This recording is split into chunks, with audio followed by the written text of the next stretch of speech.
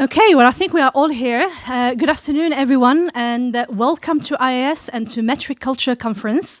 My name is Btihaj Ajana. I am the organizer of this event. I work here as a Marie Curie Research Fellow, and I'm also a senior lecturer at King's College in London. I'm very delighted to see you here, especially after all the travel chaos last night. I heard that some flights were cancelled, so I'm glad that not all of you have been affected by the flight cancellations and the creepy weather last night. So first of all, thank you for joining us, and thank you for all the excellent abstracts, the very interesting presentation you will be giving. I'm very much looking forward to learn more about your research project. I would like also to express my gratitude to AIAS for all the support it has provided me in the course of organizing this conference, and a very special thank you to our admin staff for all the hard work, especially to Lina, to Tanya, Vipke, Dorte, and the various student helpers for all the help and support. Thank you so much. So before I move on to introduce the theme of the conference, I would like to invite our director here at AIAS, Professor Morten Kyndrup, to say a few words about the institute itself and also about the kind of activities that we undertake here. So Morten, please.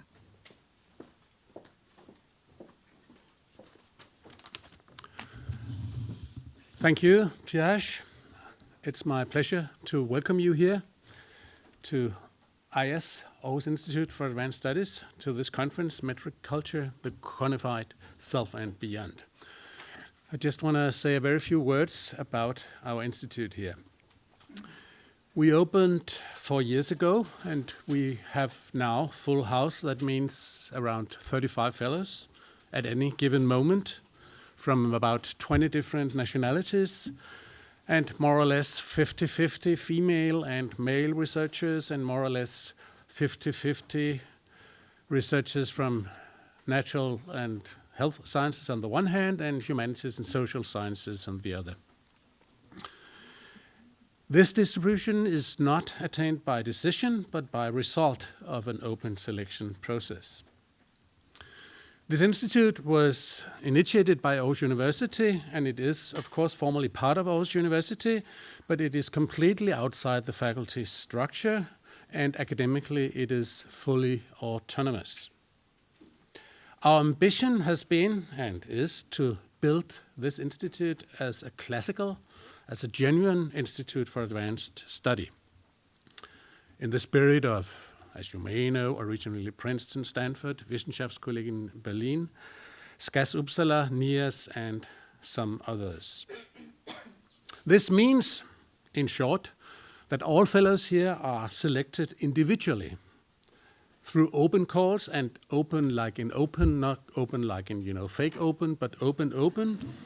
Worldwide, international calls.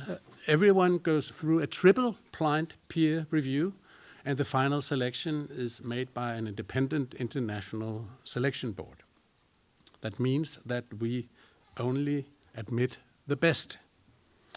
And we have several hundred applications for each call, which employs more or less about 10 fellows. Researchers can stay here for up to 3 years, and we do not accept, as they do many other places in the world, very short time fellowships, for 2 months or 3 months. All this means that all research here is researcher-driven, which may sound like a pleonasm, but which unfortunately is not a pleonasm today, especially not for younger researchers within the natural sciences and in the vicinity of those. Researcher-driven is here to be understood literally. Everything what goes on in this institute is defined by the researchers who work here. This also means that AIAS is not defined as an inter- or multidisciplinary institute. AIAS is multidisciplinary, but this is a result, not a precondition.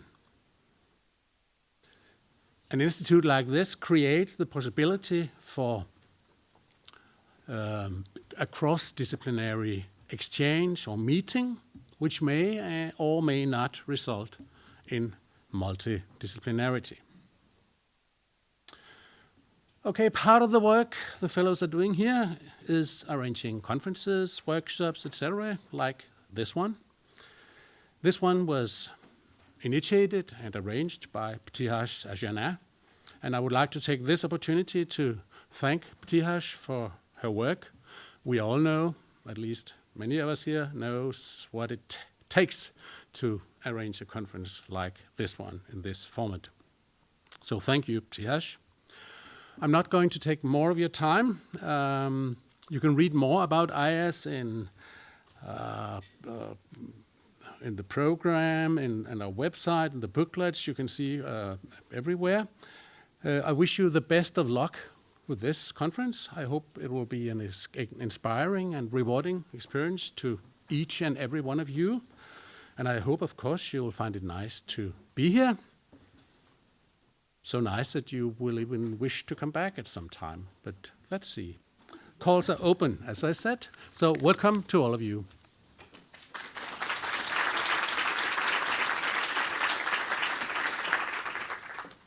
Thank you very much, Morten, for this introduction. There is now more data in the world than there has ever been before.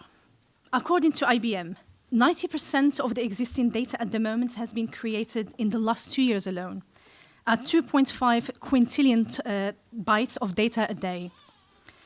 So it seems that nowadays, every sphere of our everyday life and existence is in some way being shaped, redefined, and even ruled by data and numbers.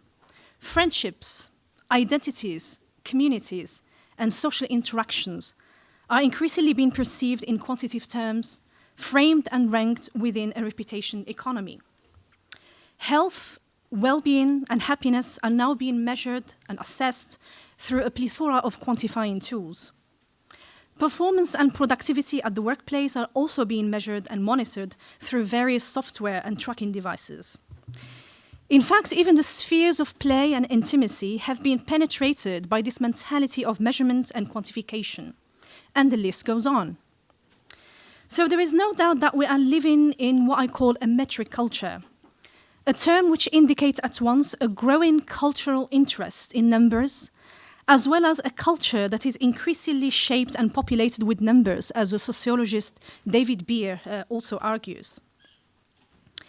But of course, metric culture is by no means a new phenomenon, and this is certainly not the first time that we are witnessing an avalanche of data and a metric colonization of life itself. For instance, the rise of statistics and its growing use in the 19th century has been described by the philosopher Ian Hacking as an avalanche of numbers that had a profound impact on the definition and demarcation between what is normal and what is pathological, and on the organization of human behavior in various spheres and practices. Numbers throughout history became not only a means of measuring, but also a highly politicized tool of governing and disciplining individuals and populations. So today, a similar thing is occurring through self-tracking data and the spreading use of metric techniques.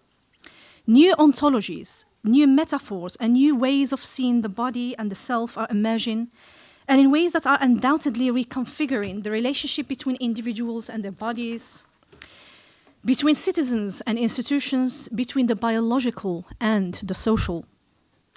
And what is at issue here is not simply the volume or speed of the data that is being generated, but also the kind of discourses and the rationalities, the styles of thought and strategies that surround these emergent modes of managing the self, the body, and everyday activities. Metric culture is therefore not only a matter of numbers and numbers alone, but also links to issues of power and control, to questions of value and agency, especially in the way metrics are often used to justify certain actions and decisions, define what is deemed as worthy and valuable, prioritize certain problems over others, and confer legitimacy on various forms of authority. So one needs to ask, who is driving the agenda of metric culture? Who stands to win from such developments? And most importantly, why is it that people are now choosing to voluntarily quantify themselves and their lives more than ever before and happily share the resulting data with others? And are there any effective modes of resistance against this spreading culture of metrification. So these are about some of the questions we are bound to engage with throughout this conference as we set about unraveling the different manifestations of metric culture and its various socio-political and ethical dimensions. So I very much look forward to all your presentations and contributions.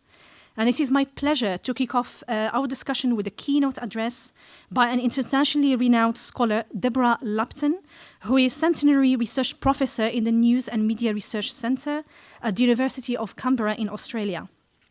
Deborah is the author of a number of books relevant to this conference, including Medicine as Culture, Digital Sociology, The Quantified Self, A Sociology of Self-Tracking, and a forthcoming book with Routledge entitled Digital Health, Critical Perspectives.